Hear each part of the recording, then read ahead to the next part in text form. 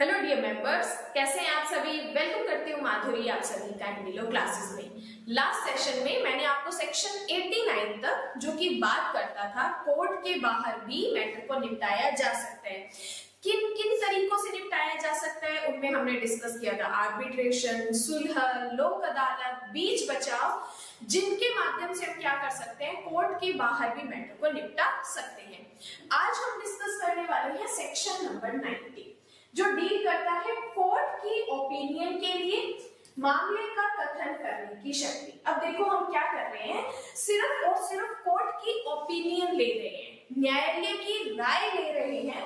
जब हम कोर्ट की राय लेते हैं तब यहाँ पे कोर्ट के पास पावर होती है स्टेटमेंट करने की, कथन करने की। अब देखो जहां कोई व्यक्ति कोर्ट की राय के लिए, मामले का कथन करने के लिए लिखित करार कर ले, वहां कोर्ट विहित रीति से उसका विचारण और अवधारण करेगा। तो जहां पर ऑलरेडी पार्टीज के बीच ऐसा एग्रीमेंट हो जाता है तब वहां पे कोई भी डिस्प्यूट क्रिएट होता है तब उसका विचारण कोर्ट के द्वारा किया जाएगा। क्यों?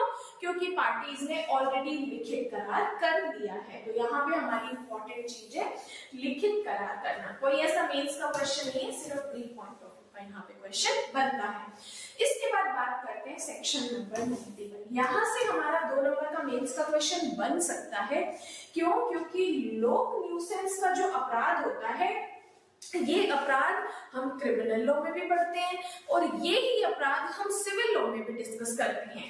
अब देखो यहाँ पे एक्चुअल में पहले ये समझो कि ये पब्लिक न्यूसेंस है क्या, पब्लिक न्यूसेंस किस तरीके से घटित होता है। अब देखो लोक न्यूसेंस एक्चुअल में एक ऐसा अपराध है या हम कह सकते हैं ऐसा कार्य है जिससे आसपास के रहने वाले लोगों, निवासियों को या उनकी प्रॉपर्टी से रिलेटेड क्या होती है, एक बाधा क्रिएट करवाई जाती है ताकि वो अपने राइट्स को यूज ना कर सके, अपनी प्रॉपर्टी को यूज ना कर सके और तो और उनकी हेल्थ पर भी नेगेटिव इम्पैक्ट पड़ता है।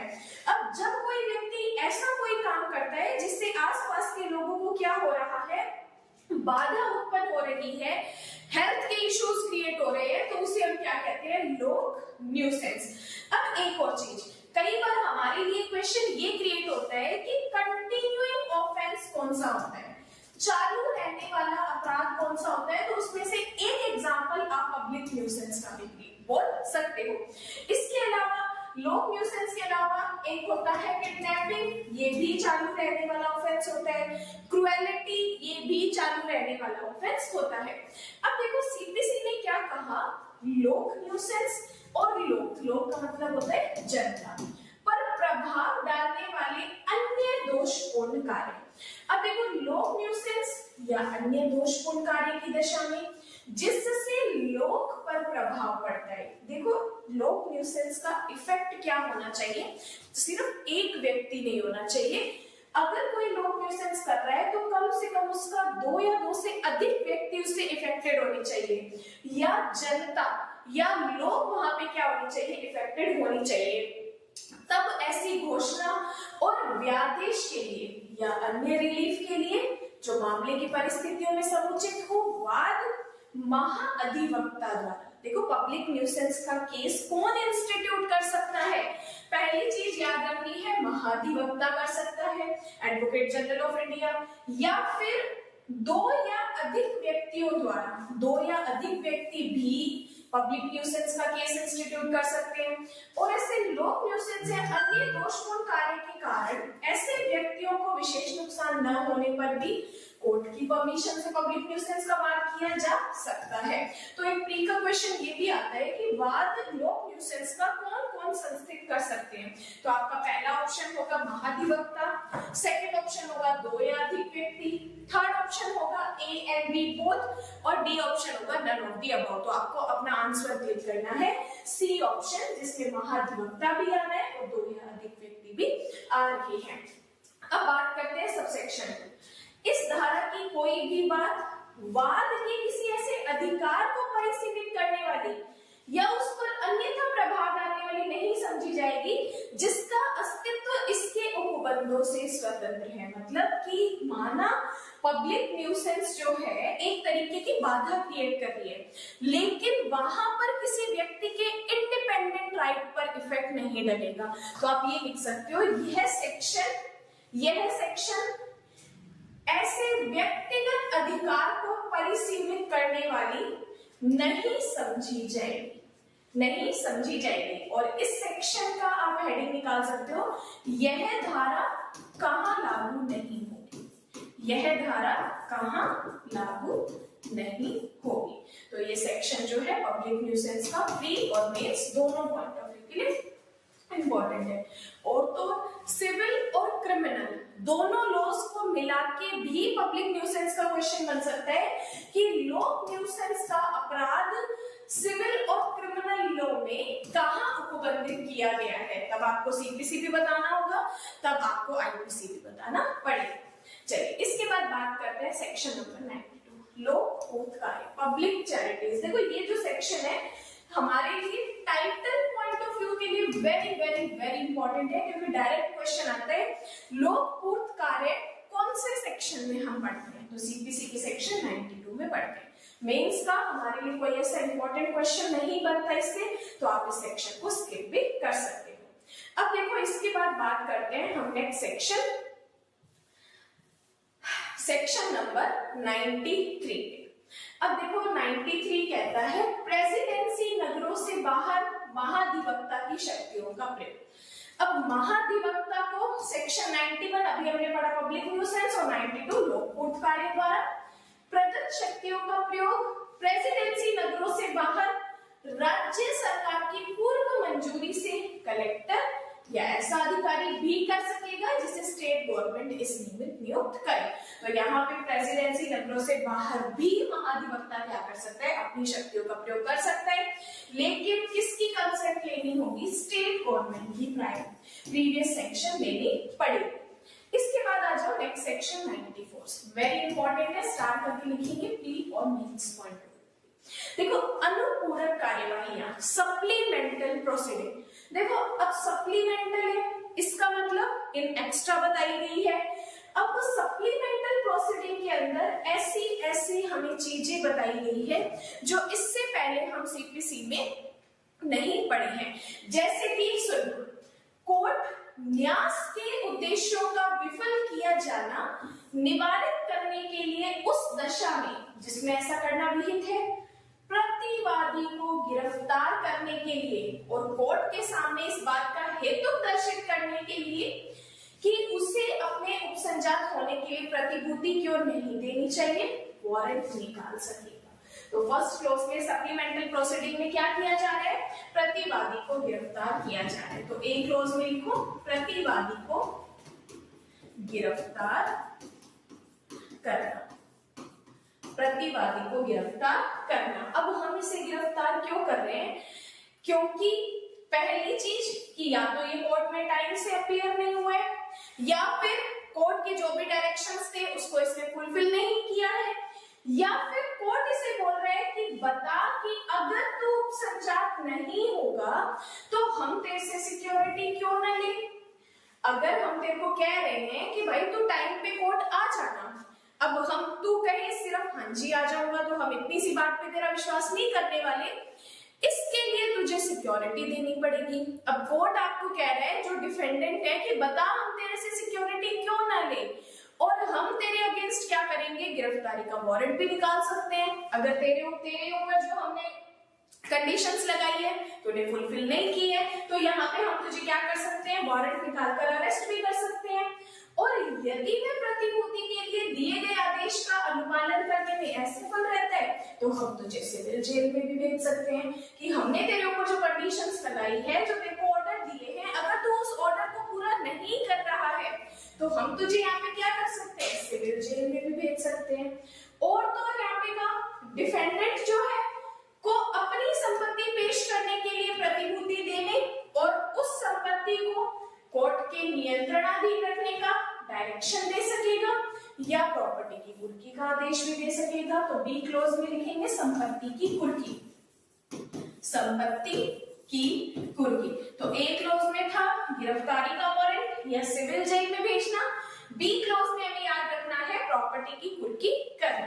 अब आओ सी क्लोज में, अस्थायी व्यादेश अनुदत करना, मतलब टेम्पररी तरीके से यहाँ पे कोर्ट क्या कर सकता है, प्रतिवादी के अगेंस्ट इंजंक्शन भी ग्रांट कर सकता है। तो सी क्लोज में हम लिखेंगे अस्थायी व्यादेश, अस्थायी व्यादेश। देन आ जाओ डी क्लोज में। डी क्लोज में हेडिंग निकालेंगे रिसीवर की नियुक्ति, रिसीवर की नियुक्ति। अब यहाँ पे ये रिसीवर एक्चुअल में वो पर्सन होता है, ये क्या है, रिसीवर एक ऐसा व्यक्ति है जो कोर्ट के डायरेक्शन में काम करता है। अब देखो कोर्ट प्रॉपर्टी का ऑर्डर देता है कि इस प्रॉपर्टी का देखरेख करना है, इस प्रॉपर्टी पे इंस्पेक्शन करना है, तो कोर्ट खुद जाके नहीं करती है और ना ही कोर्ट इन सिचुएशन में पुलिस को ये काम देती है। तो यहाँ पे कोर्ट क्या करती है, एक पर्सन को अपॉइंट करती है जो कि कोर्ट के डायरेक्शंस के अकॉर्डिंग क्या करता है, प्रॉपर्टी की देखरेख करना, इंस्पेक्शन करना, सेल करना, अटैच करना, ये सारे काम करते हैं। अब जब कोर्ट ऐसे पर्सन को अपॉइंट करती है तो उसे हम क्या कहते हैं, रिसीवर कहते हैं। उसे हम क्या कहते हैं, रिसीवर कहते हैं। अब संपत्ति का रिसीवर नियुक्त कर सकेगा और प्रॉपर्टी को कुर्क करके और उसका सेल करके कर्तव्यों का पालन करा सकेगा। तो यहाँ पे रिसीवर क्या करेगा, प्रॉपर्टी को कुर्क करने का काम कर सकता है, प्रॉपर्टी को सेल करने का काम कर सकता है और तो क्या करेगा, कोर्ट के डायरेक्शंस के अकॉर्डिंग क्या करेगा, चीजों को पूरा करेगा। और लास्ट कहता है अंतर्वर्ती आदेश भी यहाँ पे कोर्ट जारी कर सकेगा। इंट्रोलोकेटरी ऑर्डर भी कोर्ट यहाँ पे जारी कर सकेगा। ये इंट्रोलोकेटरी ऑर्डर जो होगा वो न्याय संगत और सुविधापूर्ण होना चाहिए। तो अगर यहाँ पे आपसे क्वेश्चन पूछा जाए कि सप्लीमेंटल प्रोसीडिंग क्या होती है, तो आपको सिंपल बताना है, सप्लीमेंटल प्रोसीडिंग के अंदर हम प्रतिवादी को गिरफ्तारी का वारंट जारी कर सकते हैं और तो उसे सिविल जेल में भेज सकते हैं, टेम्परेरी इंजंक्शन जारी कर सकते हैं, इंट्रोलोकेटरी ऑर्डर जारी कर सकते हैं, रिसीवर की अपॉइंटमेंट यहाँ पे की जा सकती है। तो जब इस तरीके के कोई काम यहाँ पे किए जाते हैं एनसीपीसी, तो उसे हम क्या कहते हैं, सप्लीमेंटल प्रोसीडिंग कहा जाता है, अनुपूरक कार्यवाही कहा जाता है। वेरी इंपॉर्टेंट सेक्शन है। अब आ जाओ सेक्शन नंबर 95। इस सेक्शन को भी स्टार्ट करके आप नोट करो प्री और मेंस पॉइंट ऑफ व्यू। अब देखो ये क्या कह रहे हैं, अपर्याप्त आधार। अब देखो यहाँ पे अगर आप बिना किसी रीजन से किसी व्यक्ति को अरेस्ट करवाते हो, बिना किसी रीजन से किसी व्यक्ति के ऊपर केस करते हो, तो यहाँ पर हम क्या करेंगे, आपके ऊपर कंपनसेशन लगाएंगे, प्रतिकर लगाएंगे। अब जब अपर्याप्त आधार पर अगर गिरफ्तारी हो गई, अपर्याप्त आधार पर अगर कुर्की हो गई या अपर्याप्त आधार पर अगर कोर्ट ने कोई इंजंक्शन ग्रांट कर दिया, तो अब हम यहाँ पे क्या कर सकते हैं, आपसे कंपनसेशन ले सकते हैं। एक इंपॉर्टेंट चीज बताती हूँ, 1999 से पहले, 1999 से पहले यहाँ पर जो कंपनसेशन की राशि थी वो थी 1000 रुपए। लेकिन 1999 के बाद एक अमेंडमेंट हुआ, अमेंडमेंट से इस कंपनसेशन की राशि को कर दिया 50,000 रुपए। ये जो अमेंडमेंट है ये हमारा एक पी का क्वेश्चन है, तो आपको साथ के साथ यहाँ पे नोट करना है। अब देखो यहाँ पे कहता है कि जहां किसी वाद में जिसमें ठीक पहले की धारा के अधीन कोई अरेस्ट या कुर्की कर ली गई है। अब देखो ठीक पहले की धारा, ठीक पहले की धारा अभी हमने पढ़ी 94 सप्लीमेंटल प्रोसीडिंग वाली। अब 94 की धारा के अधीन कोई गिरफ्तारी या कुर्की कर ली गई है या कोई टेम्परेरी इंजंक्शन दिया गया है और कोर्ट को ऐसा लग रहा है कि ऐसी गिरफ्तारी, कुर्की, व्यादेश के लिए आवेदन जो है इनसफिशिएंट ग्राउंड्स पर किया गया है या वादी का वाद ही ऐसा हो गया है जिसने केस किया एक्चुअल में वो सारी चीजें प्रूव करने में फेलियर रहा और कोर्ट को ये लगता है कि उसके संस्थित किए जाने के लिए कोई युक्ति आदि संभाव्य आधार भी नहीं था, तो वहां प्रतिवादी कोर्ट से ऐसा आवेदन करेगा और आवेदन करने पर क्या किए जाएंगे, कोर्ट उसे 50,000 रुपए तक, अब ये वर्ड है अनधिक तो इसको आपको याद रखना है, तक मतलब 50,000 तक का यहाँ पे क्या किया जाएगा, वादी के विरुद्ध आदेश अधिनिर्णित कर सकेगा जितना में प्रतिवादी के लिए या उसके द्वारा व्यय किए हुए क्षति के लिए या फिर युक्तियुक्त प्रतिकर समझे। तो यहाँ पे जो कंपनसेशन की राशि है वो है 50,000 रुपए तक।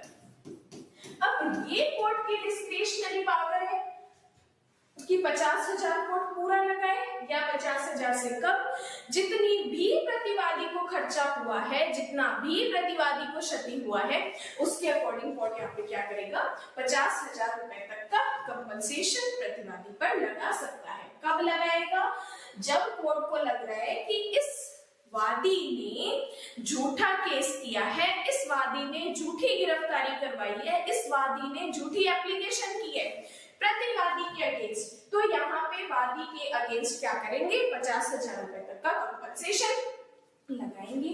लेकिन कोर्ट अपने पिक्यूनरी ज्यूरिसडिक्शन की परिसीमाओं से अधिक रकम इस धारा के अधीन अधिनियमित नहीं करेगा।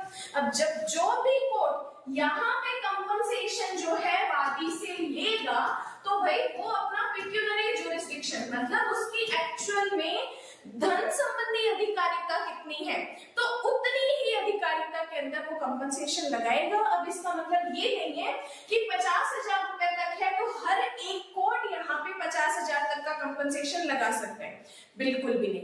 देखो ये एक एक्चुअल अमाउंट दे दी है, चाहे कोई भी कोर्ट हो वो 50,000 से ज्यादा नहीं दे सकता, लेकिन हर एक कोर्ट जब भी कंपनसेशन लगाएगा तो वो अपने क्षेत्राधिकार में रहकर लगाएगा। अगर मान लो किसी कोर्ट का पिक्यूनरी ज्यूरिसडिक्शन 30,000 तक है, तो वो 30,000 तक का ही कंपनसेशन लगाएगा, इससे ज्यादा का नहीं।